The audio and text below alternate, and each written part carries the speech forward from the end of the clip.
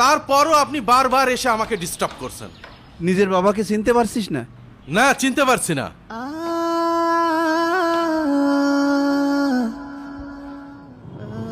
আপনি যে আমাকে ছেলে হিসেবে দাবি করছেন, এর কি কোনো প্রমাণ আছে?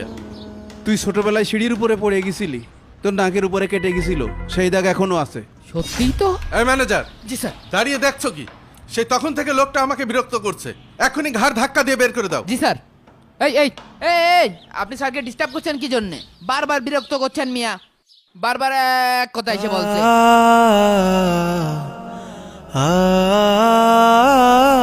স্যার আমার যেন কেমন একটা সন্দেহ সন্দেহ লাগতেছে ওই মুরব্বীর কথাবার্তা শুনে। আপনার কথাবার্তার ভিতরে কোনো মিল পাচ্ছি না স্যার। এই তুমি এত বেশি বোঝো কেন? ম্যানেজারের মতো থাকো। সরি স্যার, আপনার উপর কথা বলার জন্য মাপ চেয়ে নিচ্ছি। আমার বাবা মা আজ থেকে 10 বছর আগে মারা গেছে।